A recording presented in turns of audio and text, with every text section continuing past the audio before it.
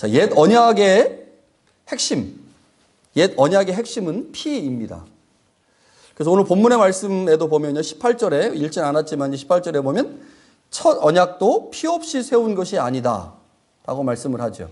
그러니까 첫 번째 언약은 피로 세운 언약이죠. 22절에서는요, 저자가 피가 거의 모든 물건을 정결하게 한다. 그리고 또 피가 죄를 사하는 능력이 있다라고 얘기를 하죠. 그래서 하나님께서는 이스라엘과 언약을 맺으실 때 피로 맺었습니다. 그 피로 맺었다고 하는 이야기가 출애굽기 24장에 보면 나오는데요. 자, 하나님께서 이스라엘과 시내산에서 언약을 맺는 모습을 24장 6절부터 8절에 이렇게 기록을 해놨습니다.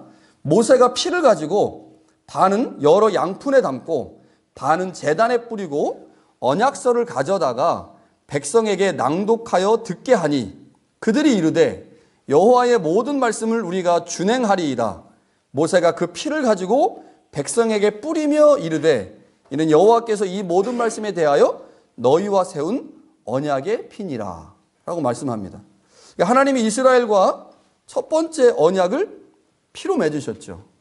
피의 언약이 첫 번째 언약의 핵심입니다.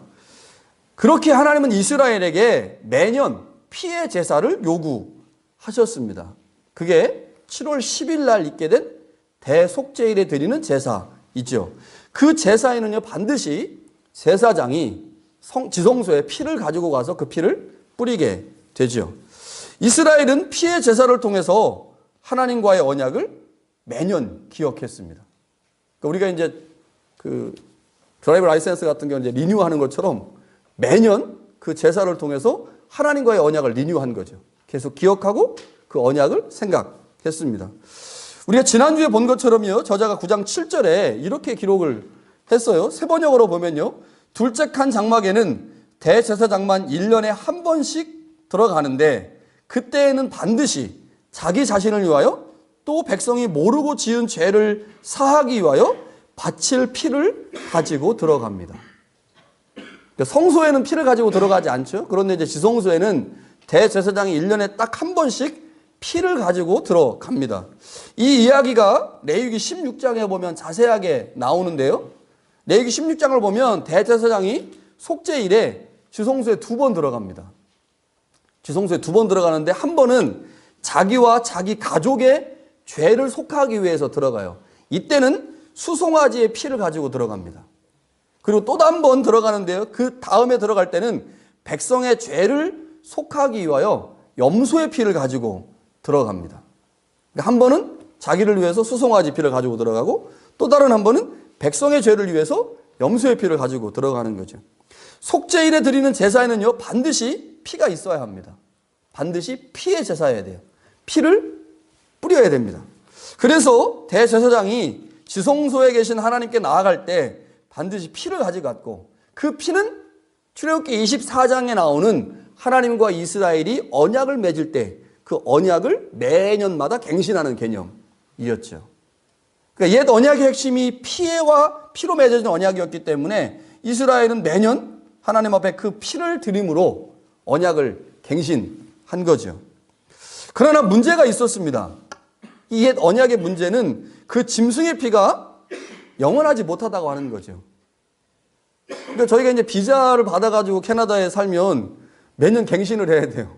1년에 갱신하든 2년에 갱신하든. 그런데 영주권자들도 갱신하죠. 5년에 한 번씩 갱신해야 돼요. 그런데 갱신 안 하는 사람이 있어요. 누굽니까? 시민권자들은 갱신 안 합니다. 그러니까 시민권과 비자, 이 차이를 우리가 너무너무 잘 알잖아요. 그러니까 이스라엘 백성들이 들었던 그 옛 언약, 그 옛 언약은 피의 언약이었는데 그 피는 영원하지 못하기 때문에 마치 영주권 받은 사람처럼, 마치 비자를 갖고 있는 사람처럼 매년 갱신을 해야 됐다고 하는 거죠. 그래서 저자가 지난주에 우리가 본 것처럼요, 매년 동일한 방식으로 죄를 속하기 위해서 제사를 드렸습니다. 이게 문제였다고 하는 거죠. 자, 그런데 옛 언약과 마찬가지로 새 언약도 피로 맺어진 언약입니다. 옛 언약도 피로 맺어진 언약이고 새 언약도 피로 맺어진 언약이죠. 두 언약이 피로 맺어진 언약이지만 분명한 차이가 있었다면 그것은 새 언약에 사용된 피는 옛 언약의 것과는 질적으로 다르다고 하는 거죠. 자, 11절과 12절, 9장 11절과 12절을 보면요, 이렇게 번역을 해놨습니다. 그리스도께서는 이미 일어난 좋은 일을 주관하시는 대제사장으로 오셔서 손으로 만들지 않는 장막, 다시 말하면 이 피조물에 속하지 않는 더 크고 완전한 장막을 통하여 단번에, 딱 한 번만 들어가셨다는 거죠. 단번에 지성소로 들어가셨습니다. 그는 염소나 송아지의 피가 아니라 오직 자기의 피로서 우리에게 영원한 구원을 이루셨습니다. 14절에도 보면요, 흠없는 자기를 하나님께 드린 그리스도의 피라고 표현하죠. 그러니까 예수 그리스도의 피는 흠이 없는 완전한 완벽한 피였기 때문에 이스라엘 백성들이 옛 언약에서 사용했던 피와는 질적으로 다른 피였다고 하는 거죠. 옛 언약 안에 있는 제사가 짐승의 피로 드린 것이라면, 그래서 그 제사는 매년 반복해야 했다면, 새 언약 안에 있는 제사는 흠없는 예수님이 자기 자신을 직접 제물로 드린 것이었기 때문에 더 이상 반복할 필요가 없다고 하는 거죠. 시민권 딱 따는 순간 더 이상 갱신할 필요가 없습니다. 뭐 영주권자들하고 비자 인생들은 계속해서 갱신을 해야 되지만, 시민권은 갱신할 필요가 없었던 것처럼 예수님이 자기 자신을 직접 제물로 드린 그 피는 영원한 피이기 때문에 반복해서 드릴 필요가 없었다고 하는 거죠. 옛 언약 안에서 드린 제사는 완전하지 못한 짐승의 피를 사용했기 때문에 그래서 효과도 효력도 한정적이었습니다. 그 한정적인 것을 뭐라고 표현하냐면요, 육체와 외적인 것만을 정결하게 할 뿐이었다라고 말해요. 피의 효력이 한정적이다 보니까 결과도 역시 한정적이었죠. 그래서 저자가요, 9장 9절에 이렇게 말을 하죠. 땅에서 드리는, 장막에서 드리는 그 예물과 제사는 섬기는 자를 그 양심상 온전하게 할 수 없다. 그러니까 사람의 외적인 것, 육체적인 것은 정결하게 할 수 있었지만 그 사람의 내부, 양심은 정결하게 할 수 없는 것이 짐승의 피로 드린 옛 언약이었다고 하는 거죠. 그래서 그러나 새 언약 안에서 드려지는 제사는 우리의 외적이고 육적인 것뿐만 아니라 우리의 양심을 깨끗하게 해서 우리로 하여금 죽은 행실에서 떠나가게 하고 살아계신 하나님을 섬기게 할 수 있다라고 말합니다. 그러니까 피의 차이로 인해 옛 언약과 새 언약에서 제사에 사용되고 있는 피의 차이로 인해서 결과가 엄청나게 차이가 나게 된다고 하는 거죠. 여기서 중요한 것이 있습니다. 그것은 바로 예수님의 피가 우리의 양심을 정결하게 한다는 것입니다. 우리의 육체, 우리의 외적인 것을 정결하게 할 뿐만 아니라 우리의 양심을 정결하게 하죠. 여기서 사용된 양심이라고 하는 단어는 죄를 인식하는 기관을 말합니다. 죄를 인식하는 기관. 그렇기 때문에 양심은 우리의 행동을 통제하는 의식이나 생각으로 번역될 수 있죠. 그래서 이 양심이라는 단어가 다른 부분에 보면, 다른 성경에 보면 생각이라고 번역된 것도 있고요, 의식이라고 번역된 것도 있습니다. 그러니까 우리가 죄를 짓느냐 짓지 않느냐, 악한 행동을 하느냐 하지 않느냐를 결정하는 기관이 있는 그 양심이라는 거죠. 그러니까 양심이 제대로 돼 있어서 정결해서 잘 작동을 하면 죄를 멀리하게 되죠. 그러나 양심이 제대로 된 기능을 하지 못하게 될 경우에는 죄악된 행동을 할 수밖에 없다는 것입니다. 그런데 하나님은 죄가 없으신 분이잖아요. 하나님은 의로우신 분이잖아요. 그래서 우리가 하나님께 나아가기 위해서는 우리의 양심이 깨끗해져야 된다는 거죠. 우리의 양심이 제대로 작동을 할 수 있어야 양심으로 인해서 죄를 멀리하게 되고, 죄를 멀리하게 될 때 하나님께 나아가서 온전한 제사를 드릴 수가 있었다는 것이죠. 그러니까 예수 그리스도의 피가 우리의 양심을 깨끗하게 하고 정결하게 할 수 있다고 하는 것이 하나님 앞에서 예배하는 우리에게 매우 중요한 내용이라고 하는 것입니다. 그런데 구약의 제사는 어떻습니까? 아무리 지속적으로 예물과 제사를 드려도 예배하는 자의 양심을 온전하게 할 수 없었거든요. 그래서 피를 가지고 드리는 옛 언약 하에서의 제사로는 하나님을 온전하게 만날 수 없었다고 하는 것입니다. 하나님을 온전하게 예배할 수 없었다고 하는 거죠. 그래서 우리는 더 이상 구약의 제사 제도에 목매이지 않습니다. 오직 예수님을 통한 새 언약 하에서 드리는 제사, 그 제사만으로 충분한 거죠. 그리스도의 피의 능력은 우리의 행동을 통제하는 양심을 정결하게 할 수 있습니다. 그래서 그 예수 그리스도의 피로 말미암아 우리 양심이 정결하게 되고, 양심이 정결하게 될 때 하나님을 온전하게 예배하고 하나님께 온전하게 나아갈 수 있죠. 그래서 14절 끝에 보면요, 그 피로 말미암아 살아계신 하나님을 온전히 섬길 수 있다라고 설명을 합니다. 자, 우리가 여기서 하나님을 예배한다고 말하는 것은 기본적으로는 제의적 활동을 의미하겠죠. 그러니까 우리의 양심이 깨끗해지고 양심이 제대로 작동하게 될 때 우리는 이렇게 모여서 드리는 제의적인 예배에서 하나님을 온전하게 예배할 수 있습니다. 그렇기 때문에 우리가 모여서 함께 드리는 그 예배 시간에 주님의 보혈의 은혜가 필요하죠. 주님의 보혈만이 우리의 양심을 깨끗하게 할 수 있거든요. 주님의 보혈만이 우리가 하나님을 온전하게 예배하는 예배자로 서게 할 수 있거든요. 그래서 이렇게 함께 모이는 이 제의적 활동을 하고 있는 이 예배 시간에 주님의 보혈이 필요합니다. 주님의 보혈로 우리 양심을 깨끗하게 할 때만 하나님의 임재를 온전히 경험할 수 있게 되죠. 그래서 우리는 매주일 예배를 드릴 때마다 예배 현장에서 주님의 보혈을 의지합니다. 주님의 십자가를 생각할 수밖에 없죠. 그 보혈이 우리를 정결하게 만들기 때문입니다. 그러나 우리의 예배는 제의를 넘어서서 우리의 삶 전체 영역에서 행해지는 것이기도 하죠. 그리고 모여서 예배 드리는 게 아니잖아요. 우리는 흩어져서 예배하고 삶의 자리에서도 예배를 하기 때문에 삶의 자리에서도 여전히 우리는 우리의 양심을 거룩하게 만들어야 합니다. 방법이 뭐예요? 예수님의 피밖에 없다는 거죠.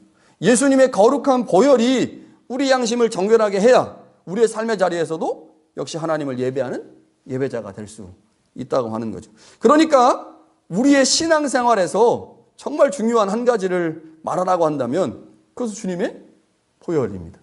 십자가에서 우리를 위해 흘리신 그 주님의 보혈, 그것이 우리로 하여금 하나님을 온전히 예배하는 예배자로 서게 하죠.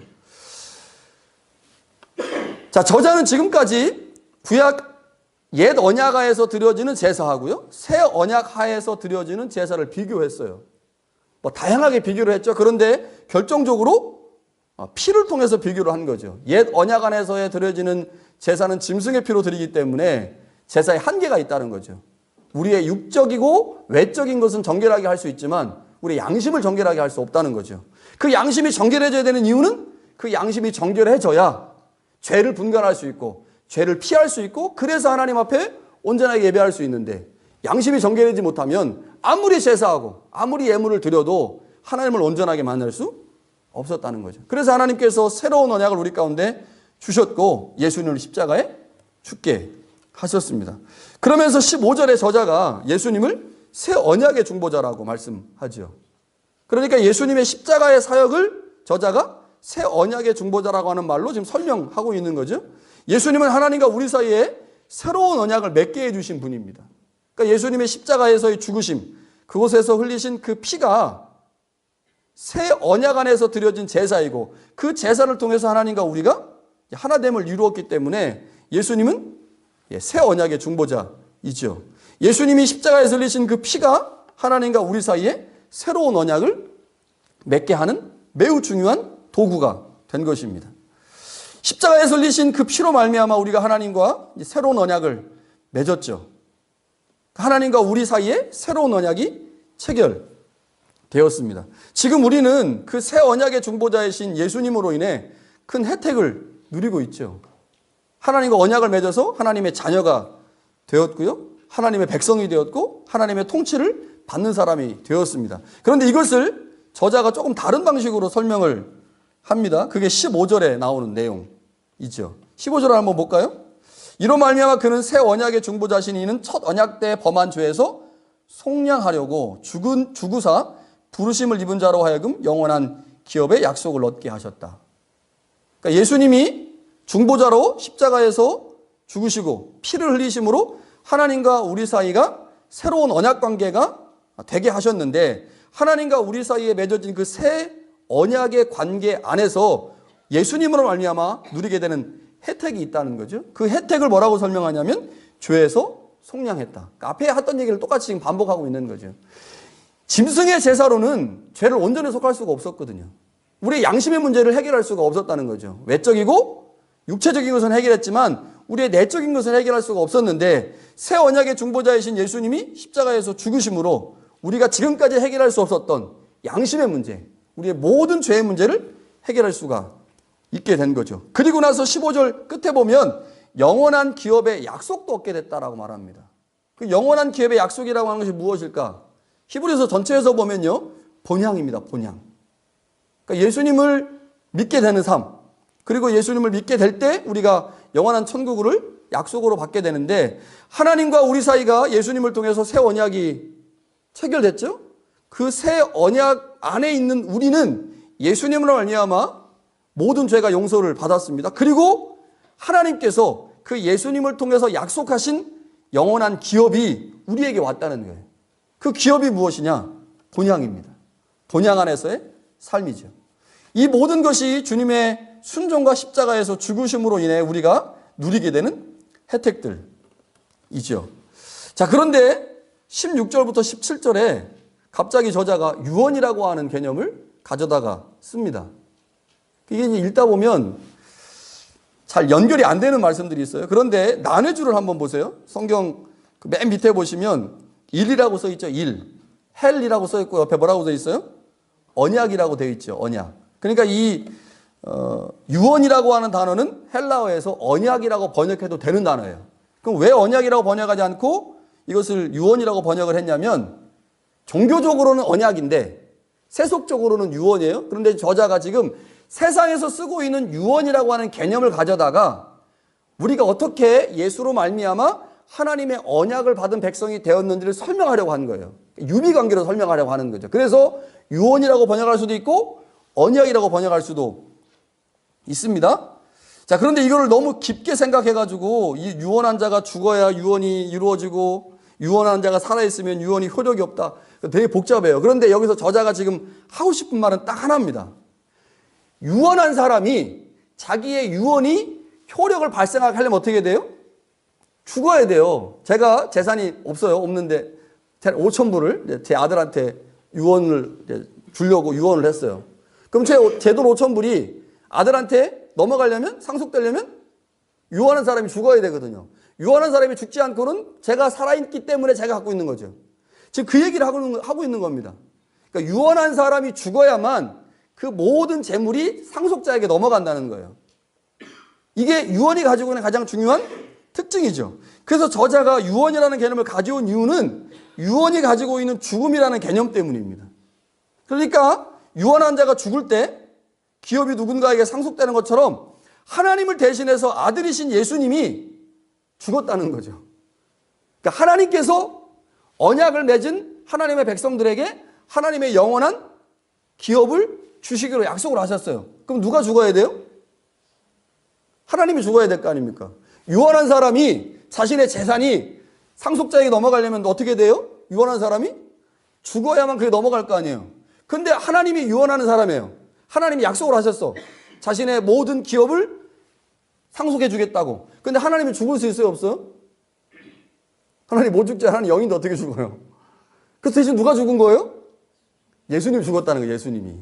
대신 예수님이 죽으심으로 유언한 자가 죽으면 그 상속물이 상속자에게 넘어가는 것처럼 하나님을 대신해서 예수님이 죽으심으로 하나님의 영원한 기업이 예수님을 믿는, 예수님의 피의 효력을 의지하는 사람들에게 상속되었다는 거죠. 그 상속된 게 뭐예요? 15절 끝에 말하고 있는 그 기업입니다. 쉽게 말하면 뭡니까? 쉽게 말하면 우리가 천국 본향을 상속받았다는 거죠. 그러니까 얼마나 좋은 거예요, 얼마나. 예수님을 믿음으로, 예수님의 피를 의지하고 예수님을 믿음으로 내가 가지고 있는 모든 죄가 사함을 받은 거죠. 육체적이고 외적인 것뿐만 아니라 우리의 양심의 문제, 우리의 아주 깊은 곳에 있는 그 은밀한 그 모든 죄까지 예수님의 피로 말미암아 용서를 받은 거예요. 그래서 하나님이 온전하신 것처럼 우리도 온전합니다. 하나님이 의로우신 것처럼 우리도 의롭죠. 하나님이 거룩하신 것처럼 우리도 거룩해집니다. 예수님의 거룩한 보혈로 인해. 그래서 우리는 하나님께 온전히 예배할 수 있어요. 하나님 온전히 만날 수 있고 하나님과 교제할 수 있습니다.